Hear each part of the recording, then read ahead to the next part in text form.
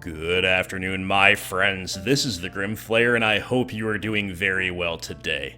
I am here to tell you that, at least from my perspective, Magic the Gathering's Universes Beyond has become nothing less than a never-ending, all-encompassing, gigantic bra moment. And why is that, you ask? Well, to me, it boils down to the simple fact of immersion.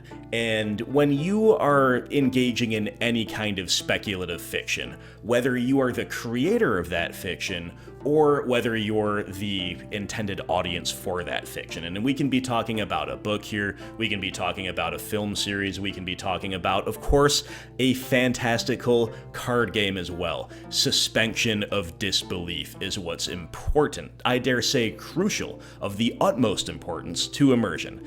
And if you were to have, a dude looking at his iPhone, walking around in cargo shorts in the foreground of the Battle of Helm's Deep at Lord of the Rings, that is a great example of a bra moment. That is a great example of breaking the immersion, breaking the suspension of disbelief in your audience. You can't have that. You have to avoid that. What does that have to do with Universes Beyond? Well, to me, these crossovers, these pulling in these other intellectual properties that are totally separate, at least they were totally separate in terms of where they exist, who they cater to some degree, but specifically what the world looks like, and the boundaries of that world all are being erased. And we're looking here at issue number 2 from summer 1994 of The Duelist, when I was but a wee lad, and some of you probably weren't even born yet. But, the world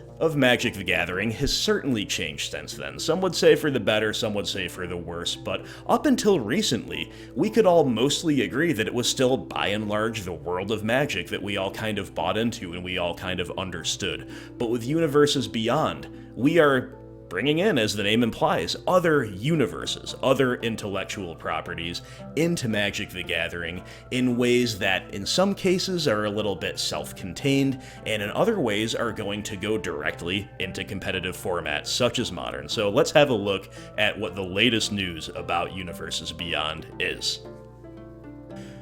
Universes Beyond is a series that combines the gameplay of Magic the Gathering with worlds, characters, and stories of other IPs, and, there's some differentiation in branding, and there's some differentiation in distribution, but increasingly the distribution and the legality is merging more and more, it seems, with Magic as we know it.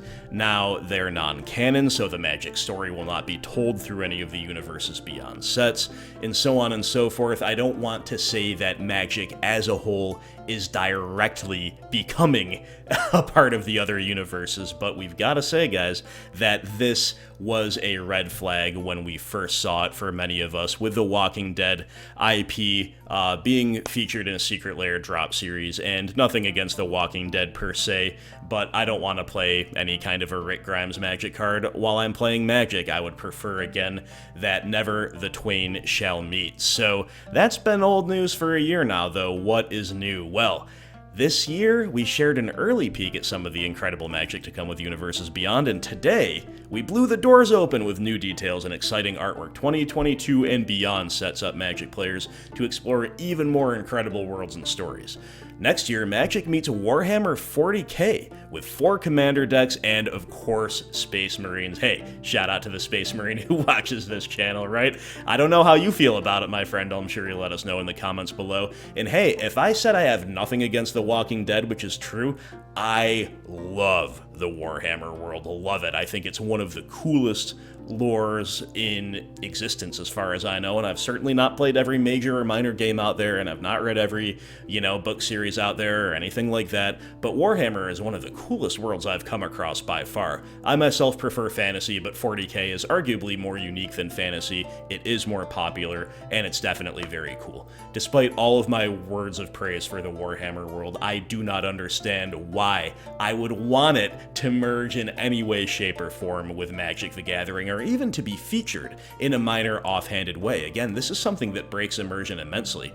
Are we going to pretend like a Space Marine wouldn't just mow down an entire D&T deck single-handedly? What are we supposed to do here? And again, not all of these intellectual properties will be legal in Modern, to use that example, or Legacy, or wherever else you could find a D&T deck, but the point, I hope, is clear. Even if you're just playing casually, we are breaking suspension of disbelief pretty hard here. Next up, we've got The Lord of the Rings, Tales of Middle-earth, that's coming in 2023. We're going to see Gandalf, Gollum, Frodo, Aragorn, and you can battle for the One Ring, you can scheme with Saruman, or journey to the heights of Mount Doom, and you know what? As much as I just praised Warhammer, for me, Lord of the Rings outscales it in the hierarchy of my heart. Aragorn is literally my hero. If people say, who do you look up to in this world? I say, Aragorn, son of Arathorn, the heir of Elendil, so on and so forth. This guy is my guy. The Lord of the Rings is my favorite. I'm a big Tolkien stan. However, despite that, and despite the fact that The Lord of the Rings, with a tweak or two, could fit relatively seamlessly into Magic the Gathering without breaking immersion as much and without, deviating from the archetypes that we know and love of high fantasy as much, because, of course, Tolkien's work was the genesis of high fantasy in many ways in the first place.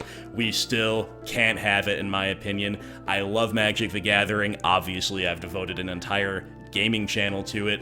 I love Lord of the Rings, as I just told you. Still, no appeal. So if this doesn't appeal to me, to whom exactly does it appeal? And my answer to that would be, it appeals to Lord of the Rings fans who currently don't play Magic. This is kind of a gateway drug, if you will, for those types of people to get into Magic, and then maybe for Magic to become more of a regular part of their lives, of their hobbying, and dare I say, of their purchasing. Now, that's all well and good. We've got to expand the consumer base. I have nothing against that. I understand that very well. However, you cannot risk alienating your core base. You cannot risk diluting the game to a degree that is unacceptable to what made it popular in the first place. And also, we have to be wary of product fatigue, which almost everybody I'm talking to, new player, old player, more casual player, highly competitive player, all and sundry are experiencing extreme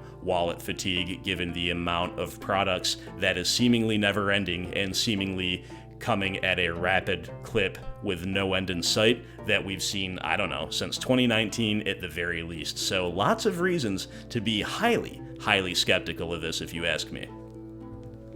But guess what, guys? It gets a little bit worse, or maybe a lot worse, depending on who you are, because Fortnite and Street Fighter are the other IPs being brought under the umbrella of MTG for their own special features. And no offense to the Fortnite players or to the big Street Fighter fans, but I think we can all agree that they're not intended to be as epic, as serious, as wide-ranging, as potentially highbrow even, as Lord of the Rings, Magic the Gathering, Warhammer 40k. So we've got Fortnite and we've got Street Fighter, and I don't even know what these are going to look like. I've, of course, played the classic Street Fighter games. I've never actually played Fortnite. Fortnite is a Zoomer game, and because I'm a little bit over 30, I am a boomer, as everybody knows.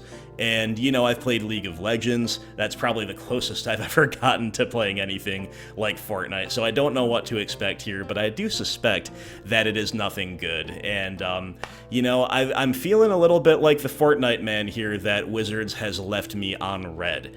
Where is the acknowledgement that this type of thing is going to be unpopular with established veteran gamers? I really, to be fair, I've been very busy. I haven't had the interest or the time to follow up every, press release or comment that Wizards employees have made regarding this type of thing.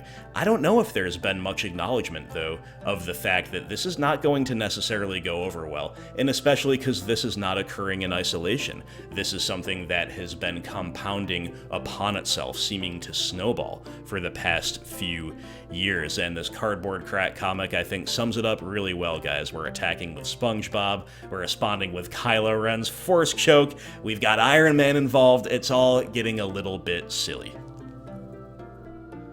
And I'm certainly not alone here, guys. Again, almost everybody I've talked to, including the illustrious members of my own Discord community, have been beating a similar drum here, and I will not read this Reddit post from our Modern Magic because this is a family-friendly channel, but if you care to read it, you will see some real anger, vitriol, disappointment, etc. So those are my thoughts, my friends, on Universes Beyond. Of course, I would love to hear what you have to say about this whole scheme in the comments below, and I regret to say that even Elisar, the Elfstone, the Dunedain, Aragorn, son of Arathorn, even his beloved and long-looked-for presence is not enough to make me co-sign. Although if anybody could make me co-sign this project of Universes Beyond, it would be Aragorn. I even think that he has fallen short of convincing me that this is a good idea, but hey, I'm open-minded as always. If you really are hyped about one of these crossovers, don't let me kill your buzz.